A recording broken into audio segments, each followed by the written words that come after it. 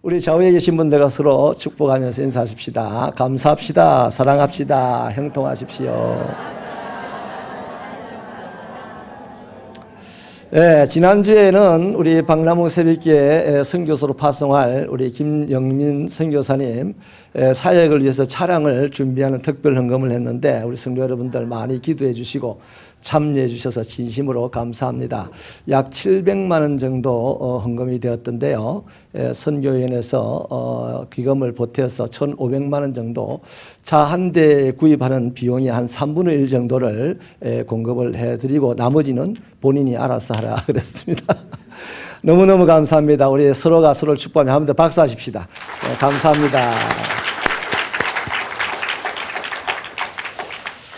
탈무드에 세상에서 가장 현명한 사람은 배우는 사람이고 가장 강한 사람은 자기를 이기는 사람이고 가장 행복한 사람은 범사에 감사하는 사람이다 라고 하는 기록이 있습니다. 오늘 우리가 본문을 보았는데요. 본문에도 감사라는 단어가 3번 나오고 있습니다. 15절에 너희는 감사하는 자가 되라. 16절에는 감사하는 마음으로 하나님을 찬양하라. 17절에는 그리스도를 힘입어 하나님 아버지께 감사하라. 이렇게 말씀하고 있습니다. 그러니까 그리스도인들은 하나님에게로부터 한 가지 명령을 받았어요. 감사하고 살아라 하는 것입니다. 아멘이십니까? 실제로 미국 사람들이요 참 잘 살고 또 자유롭게 사는 모습을 보면서 저는 개인적으로 저기 이 소련 연방의 후르츠초프 대통령입니까? 그 수반이 했던 얘기가 기억이 납니다. 그분이 미국을 처음 방문하고 느낀 것이 아주 독특한 것 하나가 바로 이것이었답니다. 아니요 라고 하면서도 감사합니다를 보태더라는 거죠. No thank you 이러더라는 겁니다. 그래서 그 사람이 야 우리가 미국을 이길 수 없는 이유가 여기 있구나 라고 고백하는 그 글을 읽었던 적이 있습니다. 여러분 하나님의 사람은 하나님에게 명령받기를 감사하라 이렇게 명령을 받았습니다. 이래서 안 되는데요 저래서 안 되는데요 사람은 얼마든지 감사할 수 없는 이유를 밝힐 수도 있겠지만 오늘 이 말씀은요 그리스도인이라면 감사하지 않으면 안 되는 이유 3가지가 있습니다. 그러니까 그리스도인으로서 감사하면서 살아야 될 분명한 이유 3가지를 밝혀주고 있는데요. 첫째 이유는요. 그리스도의 평강이 그의 마음을 주장하기 때문입니다. 우리는 그리스도인입니다. 그렇다면 그리스도의 평강이 우리의 마음을 주장하는 사람이라는 얘기예요. 우리 15절 말씀을 힘차게 한번 읽어주십시오. 시작.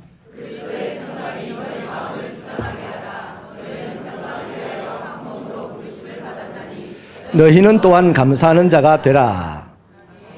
여기 보니까 주장이라는 말씀이 있습니다. 이 주장이라는 말의 뜻은 심판자 노릇을 한다는 뜻입니다. 그러므로 나의 마음을 주장하는 이가 누구냐에 따라서요. 우리는 평강을 누릴 수도 있고 아니면 불안과 공포에 사로잡힐 수도 있습니다. 이를테면 죄가 나의 마음을 주장한다고 생각을 해보십시오. 그 사람은 틀림없이 죄가 이끄는 대로 세상을 살아가게 될 것입니다.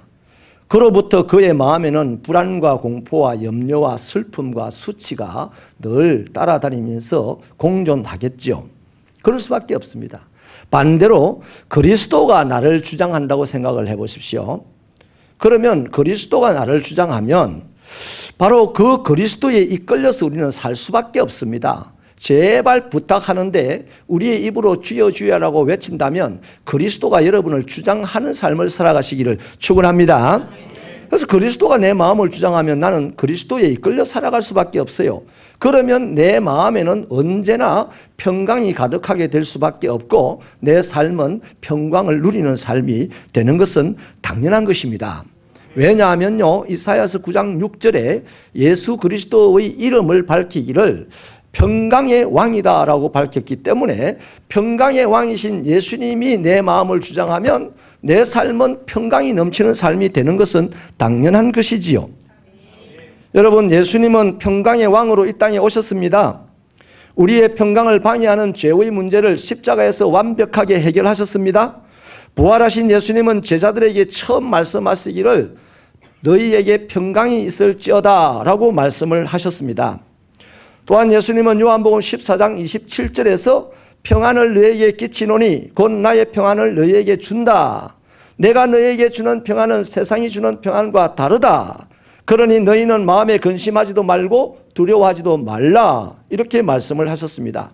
바울은 로마서 14장 17절에서 하나님의 나라는 먹고 마시는 데 있는 것이 아니고 의와 평강과 희락이다. 이렇게 말씀을 하셨습니다.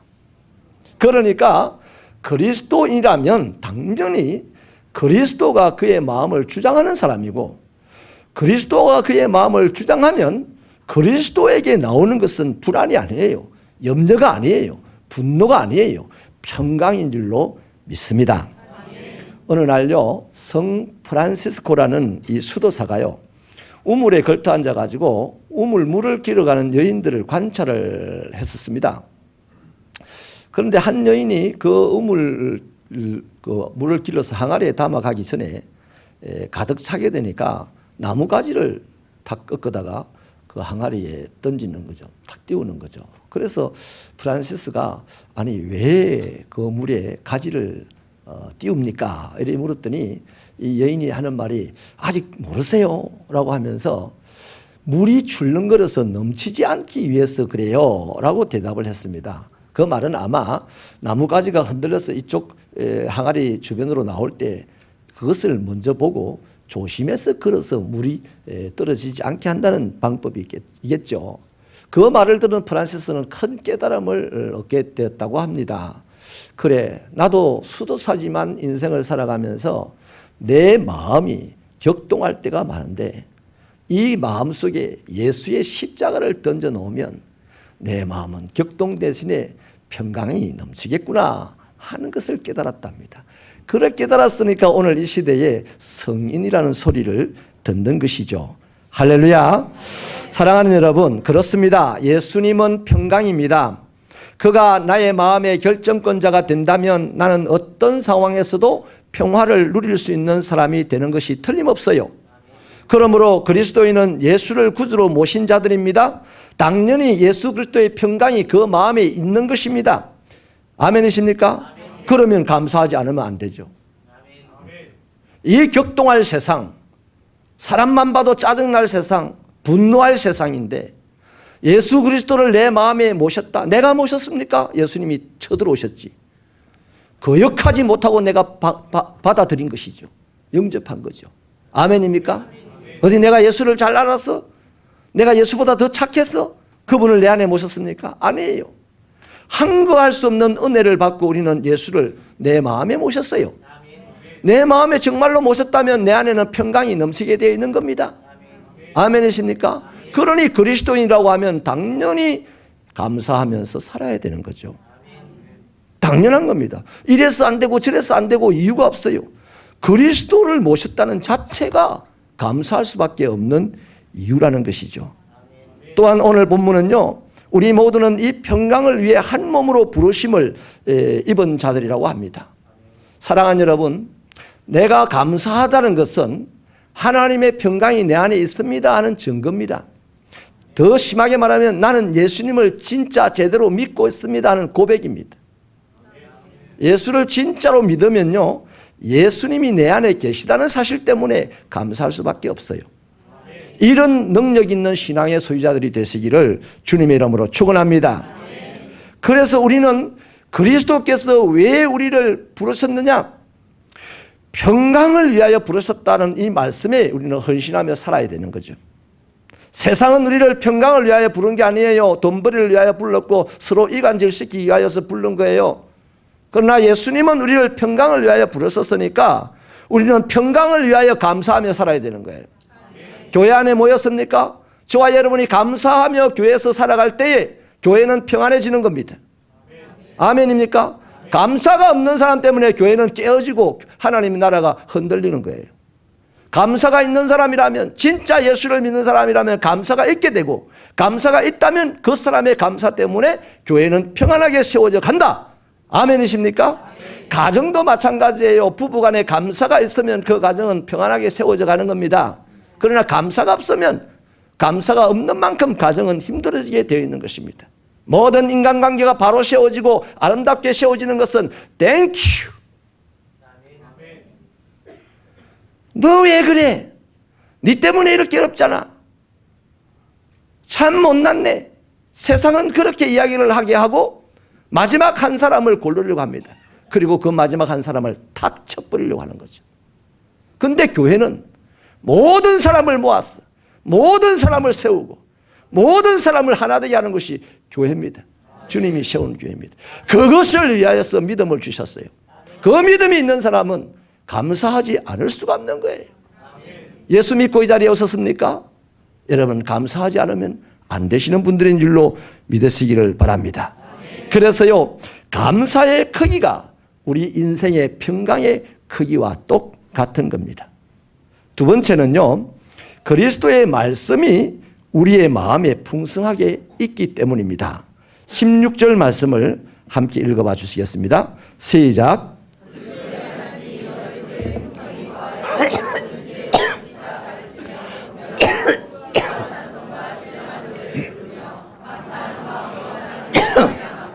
아멘. 원어 성경에는요, 15절과 17절의 감사를 유칼리스티아로 쓰고 있습니다. 유칼리스티아라고 쓰고 있어요. 두 줄을. 그런데 16절에 있는 이 감사는요, 다르게 쓰고 있습니다. 카리스라고 쓰고 있습니다. 유카리스티아라고 하는 단어는 그야말로 감사라는 뜻으로만 쓰입니다. 근데 카리스라고 하는 단어는요, 은혜라는 뜻으로 더 많이 쓰입니다. 그런데 오늘 16절은 바로 그 카리스, 은혜라는 단어를 감사라는 단어로 쓰고 있어요. 그렇다면 이 16절은 어떻게 이해를 해야 됩니까? 우리가 시와 찬송과 신령한 노래를 부르며 마음으로 하나님을 찬양하는 것은 받은 은혜를 알고 감사하기 때문이라는 것이죠. 그냥 말로 감사합니다, 감사합니다 이게 아니고요. 구체적으로 내가 이것 때문에 감사합니다. 오늘 내가 정말로 격동된 마음이 일어날 수 있는 상황이었는데 그 마음을 주님의 말씀으로 잘 평정했습니다. 주님의 어떤 말씀요? 노하기를 더디하는 자는 용사보다도 낫다 하는 주님의 그 말씀을 기억하고 제가 격동된 마음을 잘 내려놨습니다.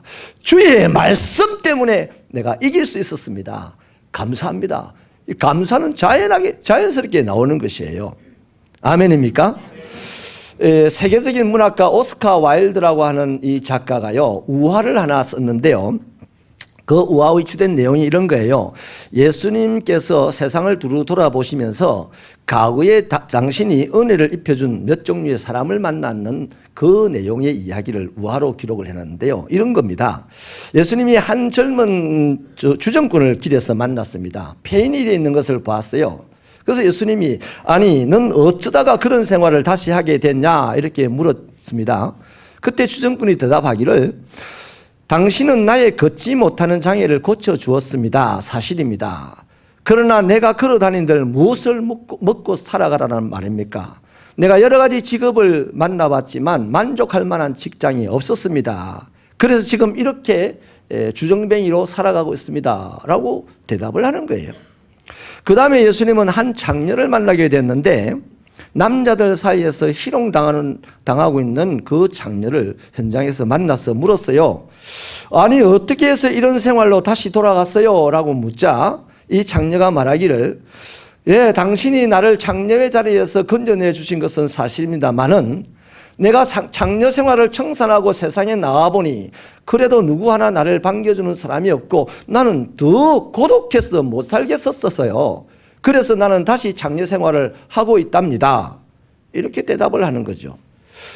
또 예수님께서요, 길을 가시다가 불량자 한 사람이 정신없이 행인들과 싸우는 모습을 보았습니다. 그 예수님 또 물었습니다. 여보게, 어째서 이런 생활을 하고 있는가? 이 불량자는 대답하기를 나는 당신이 눈을 뜨게 해준 그 맹인이었습니다.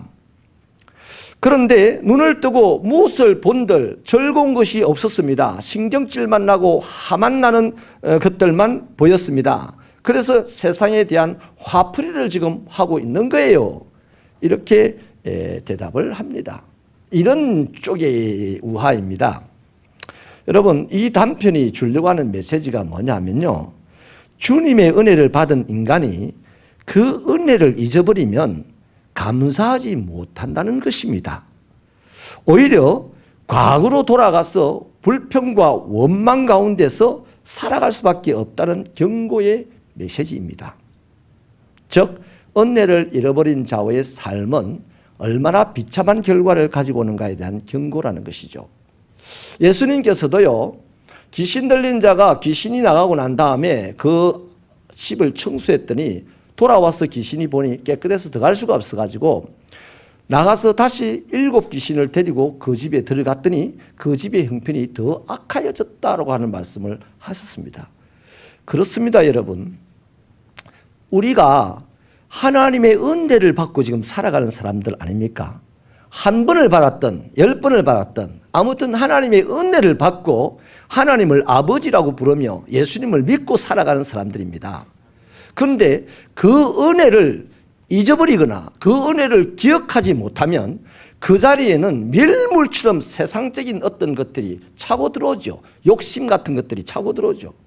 그러면 그 사람은 감사할 수 없는 사람이 되고 폐인이 된다는 겁니다. 하나님 앞에 도무지 쓸모없는 사람이 된다는 것이죠. 오늘 교회 속에 그런 사람들도 많이 있습니다. 우리 새벽교회 성도들은 하나님의 은혜를 받은 성도들이므로 그 하나님의 은혜를 잊어버리지 않고 간수하고 은혜를 지켜내는 능력 있는 믿음의 사람들이 되시기를 축원합니다. 그러면 어떻게 하면 내가 받은 그 은혜를 지속적으로 간수할 수가 있습니까? 기분 따라서, 감정 따라서, 형편 따라서, 상황 따라서 그 은혜가 왔다 갔다 하지 아니하고 어떻게 하면 한 번 이상 주어졌던 그 은혜를 내 안에 깊숙이 빼앗기지 않고 간직할 수 있나 이 말이에요. 그 방법은 다른 데 있는 것이 아닙니다.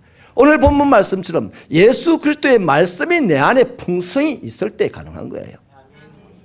아멘이십니까? 여러분, 예수님은 포도나무 비유에서도 말씀하셨어요. 너희가 내 안에 거하고 내 말이 너희 안에 거하면 너희가 무엇이든지 원하는 것들을 구하라. 그리하면 내가 이루리라. 너희가 많은 열매를 맺으면 아버지께서 영광을 받을 것이고 너희는 나의 제자가 될 것이다 라고 말씀하셨습니다. 그 안에 키포인트가 뭡니까? 내 말이 너희 안에 거하면입니다. 예수님의 말씀이 우리 안에 거하면요, 우리 안에 주어졌던 은혜를 자꾸만 깨닫게 하는 겁니다. 그래서 저와 여러분이요, 하나님의 말씀을 읽고 듣고 배우고 묵상하고 하나님의 말씀을 씹고 또 씹고 하나님의 말씀을 되새김질하고 또 되새김질하고 오늘 주일날 베풀어졌던 이 강단에서 베풀었던 설교 말씀을요, 주중에 계속 한번 돌려보고 생각을 해보시기 바랍니다. 그러면 여러분의 삶에 지혜가 생기게 돼 있어요. 예수 그리스도를 생각을 해보십시오. 여러분이 어떤 상황에 거하여도 이기는 자가 되는 것입니다. 할렐루야. 여러분, 고기도 씹을수록 물이 나서 맛있다고 하듯이 하나님의 말씀도 우리가 새겨 듣고 또 보고 또 읽고 또 묵상하고 또 묵상할 때 그 말씀이 뭘 우리에게 주겠어요? 하나님이 대단하다는 것을 주잖아요. 하나님의 그 은혜와 사랑의 크기와 넓이와 높이와 깊이를 얼마나 대단한 것인지 지속적으로 말씀이 주지 않습니까? 하나님의 말씀을 묵상하고 재수 없네 이런 사람 봤어요? 하나님의 말씀을 묵상하면서 오늘 기분 더럽게 나쁘다 이런 사람 있어요? 썬데이 서울 보면 기분이 더럽게 나쁠 때도 있어. 요즘은 썬데이 서울이랑 책이 없어요. 요즘 나오는 좀 B급 책들이 뭔지 모르겠네요. B급 책들 봐가지고는요, 기분 나쁠 수도 있어요. 마음이 찝찝할 수도 있어요.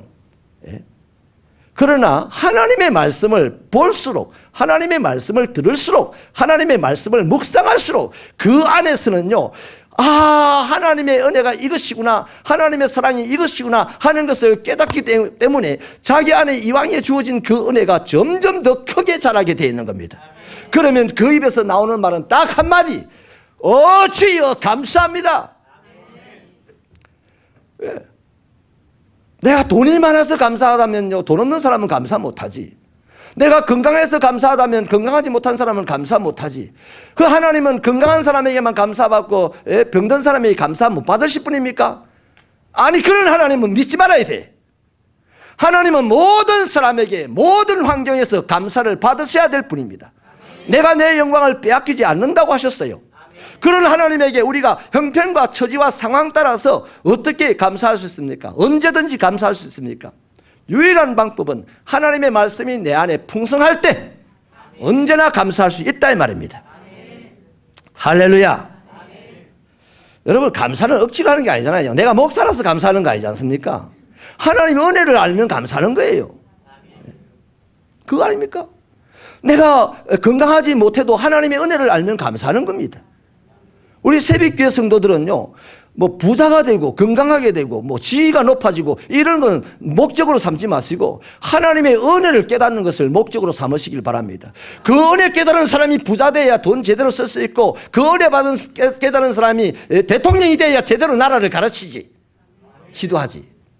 아멘이십니까?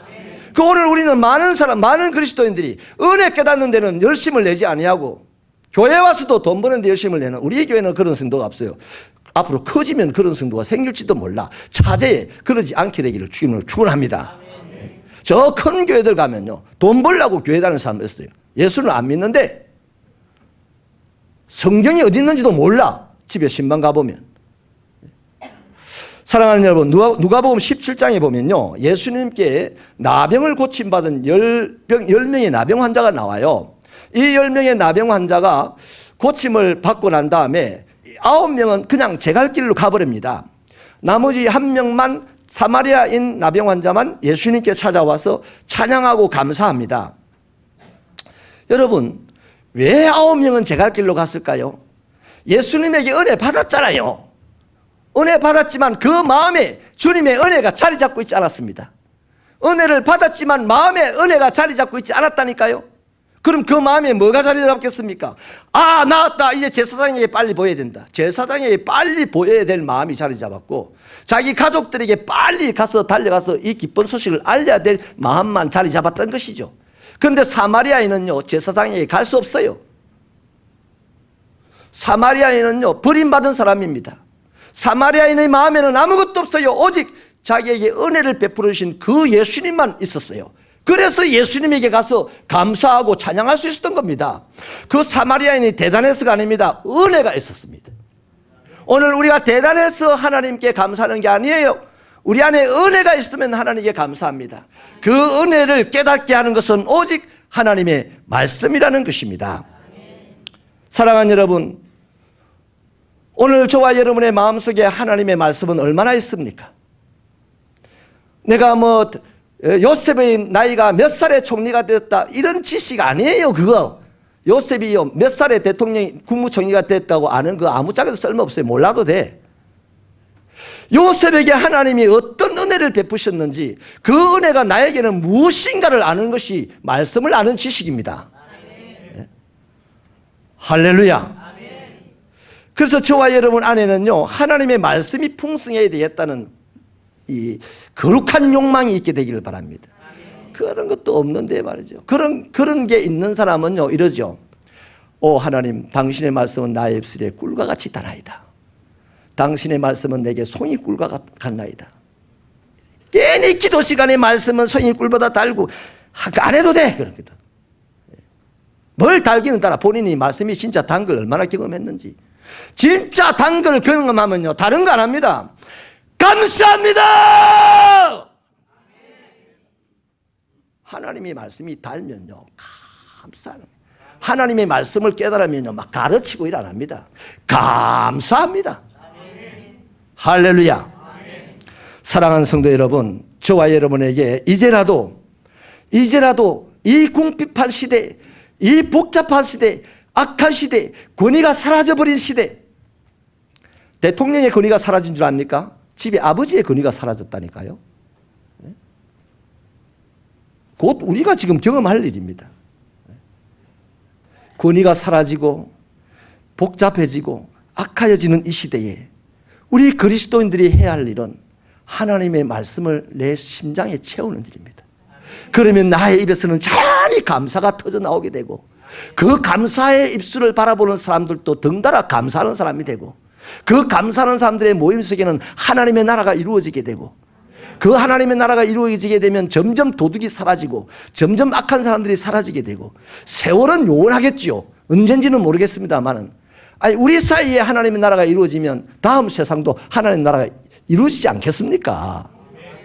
우리 사이에 하나님의 나라가 이루어지는데 뭐하는데 뭘 하나님의 나라 어떻게 하겠어요?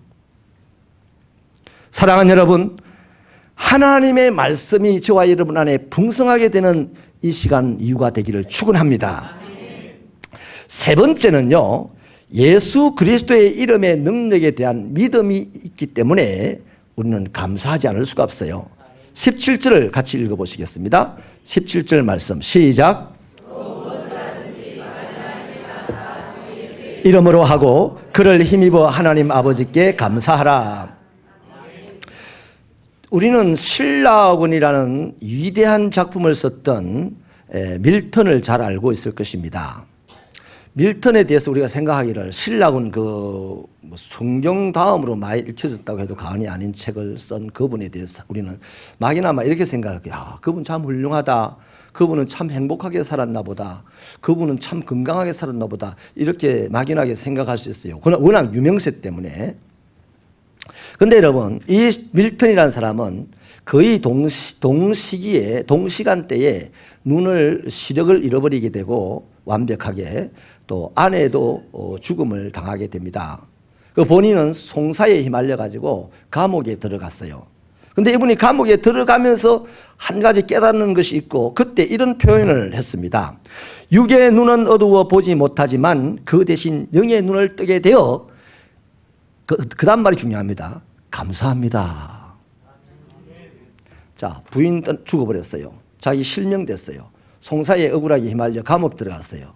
거기서 한 소리가 간단하게 한마디로 감사합니다 그랬어요. 내가 육신의 눈을 잃어버리고 영의 눈을 뜨게 된 것을 감사합니다 이렇게 고백했다고요.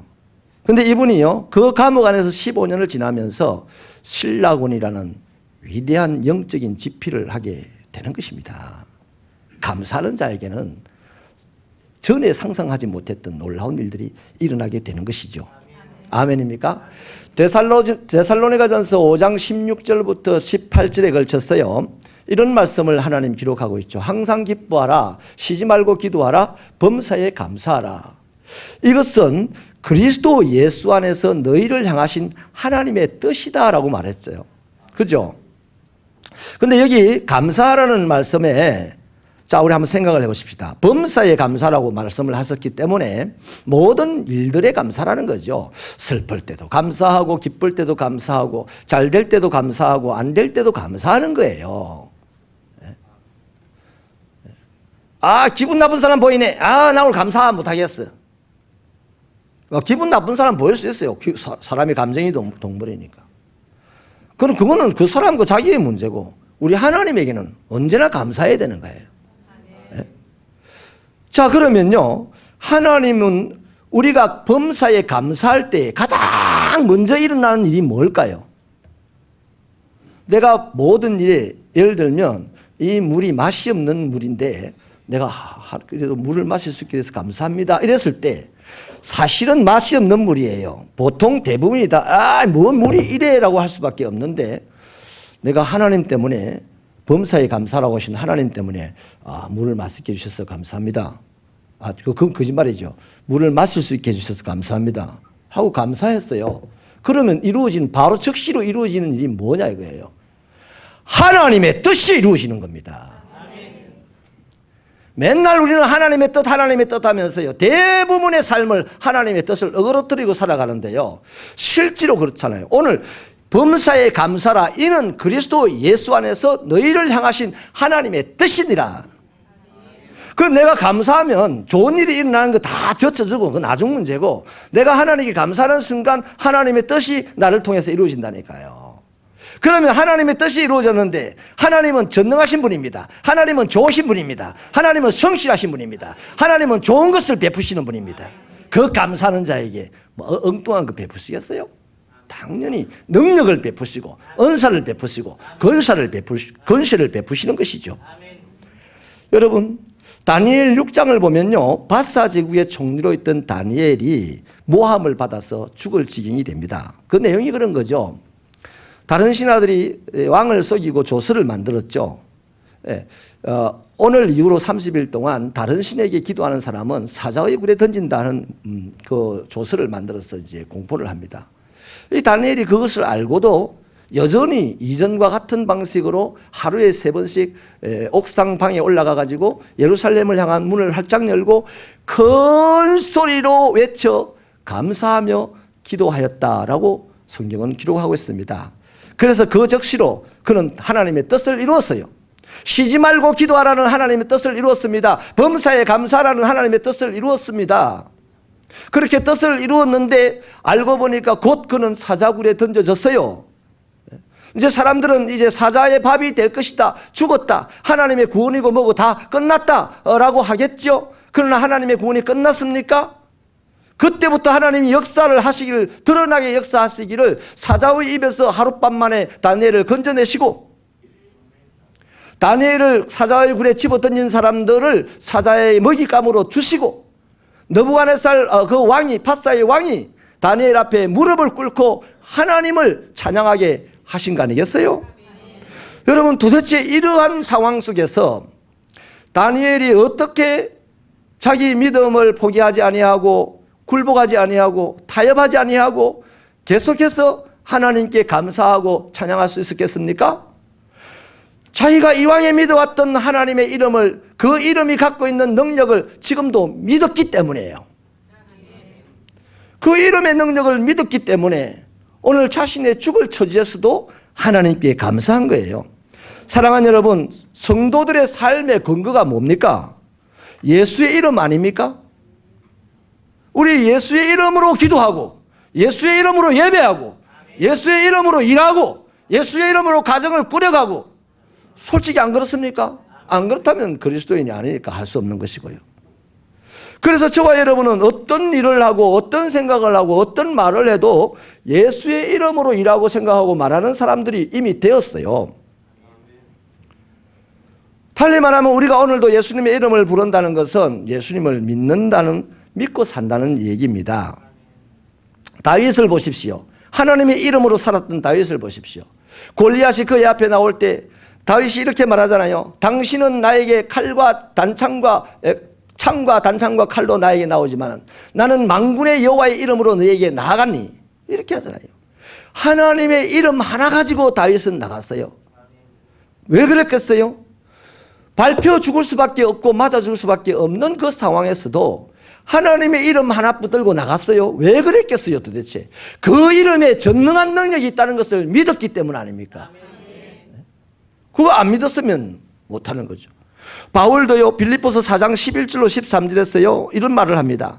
내가 궁핍의 밤으로 말하는 것이 아니다. 어떠한 형편이든지 나는 자족하기를 배웠다. 나는 비천에 처할 줄도 알고 풍부에 처할 줄도 안다. 모든 일 곧 배부름과 배고픔과 풍부와 궁핍에도 처할 줄 아는 일체의 비결을 배웠다. 내게 능력 주시는 자 안에서 내가 모든 것을 할 수 있다. 이렇게 말합니다. 바울은 자기의 재산도 다 던져버렸습니다. 예수님 믿고 난 뒤부터. 자기의 권세도 다 던져버렸습니다. 자기의 지식도 명예도 다 던져버렸어요. 그는 그때부터 예수의 이름 하나 가지고 산다고 고백을 했는데, 이전에 많은 세상적인 것들을 가졌을 때의 일보다도 예수의 이름만 가지고 살았을 때 일이 훨씬 더 대단했습니다. 아멘이십니까? 어떻게 그럴 수가 있겠어요? 능력 주시는 자, 곧 다시 말하면 예수 이름에 모든 능력이 있다는 사실을 믿었기 때문에 그럴 수 있었던 겁니다. 그래서 에베소서 5장 20절에서도 바울이 말하기를 범사에 우리 주 예수 그리스도의 이름으로 항상 아버지 하나님께 감사하라, 그렇게 요청합니다. 그렇습니다. 여러분, 내가 죽을 형편에 처해 있어도요, 주 예수의 이름의 능력을 믿으시면 감사할 수 있어요.